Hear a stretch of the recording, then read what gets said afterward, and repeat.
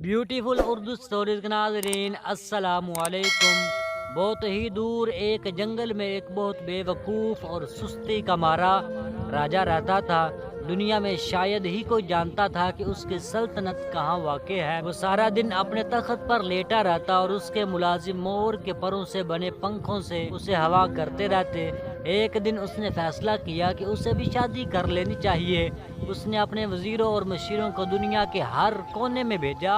उसके वजीर और मशीर भी उसकी तरह के अक्लमंद थे। उसने वजीरों को कहकर भेजा था कि उसकी बीवी ऐसी हो जो ज़मीन पर भी चल सके और हवा में भी उड़ सके, जिसकी शक्ल इंसानों जैसी हो लेकिन वो इंसान ना लगती हो, उसके 4 बाजू और 4 टांगे हों। बेचारे वजीर और मशीर सख्त परेशानी के आलम में दुनिया भर में मारे मारे फिर रहे थे। तभी उन्हें रास्ते में एक बहुत अक्लमंद बूढ़ा मिला, जिसे उन्होंने अपनी मुश्किल बताई। वो हंस कर बोला, ये तो बहुत आसान है, यहाँ से एक बंदरिया पकड़ो और अपने राजा के लिए ले जाओ।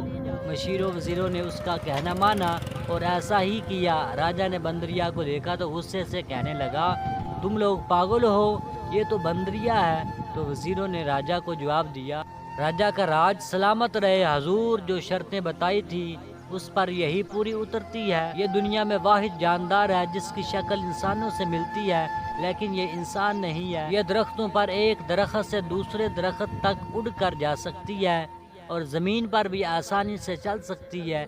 ये टांगों से बाजू का काम लेती है और बाजू से टांगों का, इसलिए इसकी 4 टांगे भी हैं और 4 बाजू भी। वाकई राजा की सारी शर्तों पर एक बंदरिया ही उतरती थी, लिहाजा राजा लाजवाब होकर बेवकूफ़ों की तरह उन्हें देखने लगा। फिर बंदरिया से तो उसने शादी क्या करनी थी, और सारी उम्र कुंवारा ही रहा, लेकिन लोग बंदरिया को नहीं भूले और राजा की गैर मौजूदगी में उससे बंदरिया का शोर ही कहते थे।